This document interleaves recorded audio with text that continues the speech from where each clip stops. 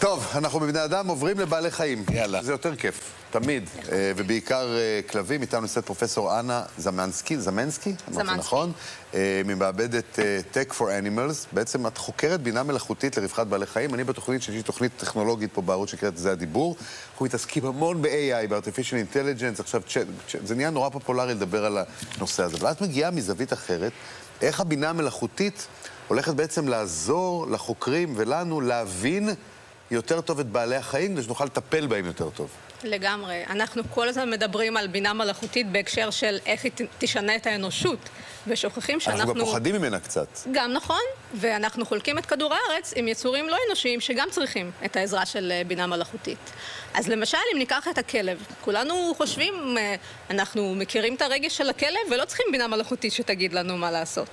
אבל מחקרים מראים שזה ממש לא נכון, שרוב בעלי הכלבים לא מפרשים נכון את ההתנהגות של הכלב, במיוחד כשמדובר במצבים רגשיים שליליים, שעלולים להוביל לתוקפנות ואגרסיה.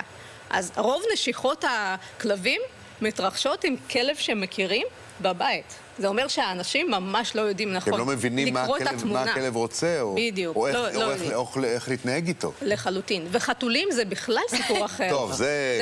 מי שרוצה להבין חתולים, אין צ'אנס. לחלוטין. זה כמו לנסות להבין נשים, אבל זה... אז איפה הבינה המלאכותית יכולה לסייע? קודם כל, המכונה היא יותר אובייקטיבית מאנשים. אנחנו נוטים להעניש... עם א', להעניש את הכלב. אין לה רגש, היא רק חושבת. אז אין לה הטיה ואין לה סובייקטיביות שאנחנו, האהבה שלנו לכלב בעצם גורמת לנו לפעמים לשייך לו כל מיני מחשבות שהוא לא באמת חושב. אז בינה מלאכותית היא אובייקטיבית, והמחקרים שלנו מראים שהיא מסוגלת טוב יותר מווטרינר מומחה לזהות כאב ורגש בבעלי חיים. זה הכי חשוב. על סמך מה? מה המדדים שלכם? על סמך הבעות פנים ושפת גוף. כן? עכשיו, הכלבים הם מאוד אקספרסיביים בהבעות הפנים. השרירים שיש להם בפנים, במהלך האבולוציה הם התפתחו מהזאב ופיתחו שרירים במיוחד כדי לתקשר איתנו. עד כדי כך הם נואשים לתשומת לב שלנו, ואנחנו עדיין לא מבינים אותם כמו שצריך. הם פיתחו את שרירי הגבות בעצם, נכון? הגבות, כן. הגבות כדי לראות חמודים יותר, זה ההיפותזה. והמכונה יכולה לראות את הניואנסים הקטנים שאפילו מומחה אנושי מפספס. אז תני לי דוגמאות, איך זה עוזר לכם להבין את הכלב? אז אנחנו מפתחים בעצם אפליקציה שאתה יכול לכוון אותה לכלב או לחתול, והיא תקרא את שפת הגוף שלו. מה עם טוקי?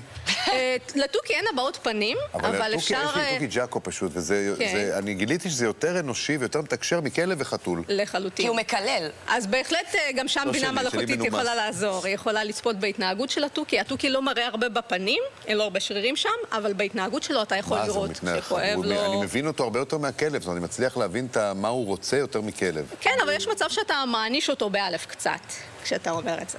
כן, נכון. את צודקת. אפשר, נגיד, יש כל מיני דברים ששמעתי עליהם, יש לי 2 כלבים, ושמעתי על אם הוא מפהק, אז לא נוח לו, אם היא פותחת כזה את הבטן חושפת, אז היא רוצה ספייס, עכשיו אין סיכוי שהיא רוצה ספייס. אנחנו מכירים שהזנב... זה לא נכון. נכון, שהזנב למעלה זה ככה, הזנב מקשקש למטה. אנחנו מכירים כל מיני דברים... כן, אבל זה הרבה יותר מורכב מזה, הניואנסים הם הרבה יותר עדינים, ואפילו מומחים להתנהגות כלבים לא טובים כמו בינה מלאכותית. ואז איך הבינה מלאכותית עוזרת מה? היא עוזרת לנו כבעלי כלבים, היא עוזרת לווטרינרים שמטפלים בכלבים? כן, גם וגם. אנחנו מפתחים גם אפליקציות לשימוש קליני, לווטרינר, לזיהוי כאב. למשל, הרבה פעמים בעלים של כלבים וחתולים מביאים את בעל החיים כשהוא כבר במצב לא טוב, כשהכאב כבר הופך להיות כל כך קשה מנסוע. טוב, כי כלב לא יכול להגיד כואב לי. בדיוק, זה בדיוק הבעיה. זה בדיוק הבעיה.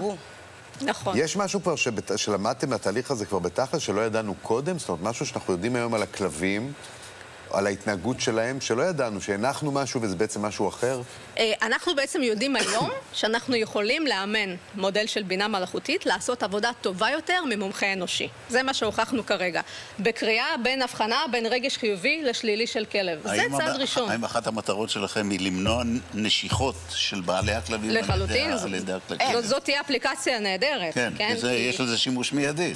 זה מונע פגיעה. כמות נשיכות הכלבים הולכת וגוברת. האנשים פחות ופחות מבינים איך צריך להתנהג. לדעתי זה קשור לגמרי לבתים גם, נכון? הם מאוד מרגישים את האנרגיה שלנו, אנחנו יותר לחוצים, המדינה יותר לחוצה. אז לא לדאוג, הבינה המלאכותית לא באה להחליף לא את הכלב ולא את התקשורת, היא רק באה להעצים אותנו, כן? כמו בכל שאר תחומי החיים שלנו. למשל כלבים, יש כלבים למשל שגם, בעיקר בישראל, לא נותנים לגדל אותם, כלבים שהם מוגדרים כמסוכנים. כן. ואני תמיד טוען שהכלב לא מסוכן, זה איך מגדלים ומחנכים את הכלב. השאלה אם זה נכון, או שבאמת שיש כלבים שבבסיס שלהם הם כלבים שהם יותר אגרסיביים ויותר תוקפנים ומסכנים את בני האדם. הייתי עכשיו בארצות הברית, ראיתי בול טרייר ומסטיף וכל הכלבים האלה הגדולים, ושהם פה אסור לגדל אותם בכלל. נכון. אבל שם הם נורא בעד הסיפור שאם אתה מגדל את זה בבית טוב, אז הכלב הוא לא בהכרח השיימינג שעושים לו. לחלוטין. הכל תלוי בסביבה ובחינוך שהכלב מקבל. לא הכל. יש, כמו לבני אדם, גם לכלבים יש גנטיקה ויש טרייטס. יש כלבים שגודלו כדי להגן על העדר, ויש כלבים שגודלו להיות מחזיקי מפתחות. אני מאמין שהבינה המלאכותית תלך גם לכבשים וסוסים ותרנגולות. אז גם בכבשים אנחנו בדיוק הוכחנו. גם בכבשים? בכבשים הוכחנו שהמכונה עושה עבודה טובה יותר מווטרינר בזיהוי כאב בכבש. עכשיו תאר לך, יש לך עדר של 1,000 כבשים, אז... אוקיי, אני לא אגיד מה שרוצה העורך הצעה לשני אגיד. אמרה אפרופו כבש נעבור לאוכל, אבל אני לא בעד הקטע הזה, ואם אברי היה פה בכלל הוא היה נותן לי בוקס. אז פרופסור אנה זמנסקי, תודה רבה לך. תודה לכם. עושה עבודה מצוינת. אתם רואים שכבר מאחורינו מכינים לנו ארוחת חג יפה ליד הסוכה שלנו, אז הכל נמצא בעבודה. תכף יהיה פה הרב גוטליב, הרב הכי מפורסם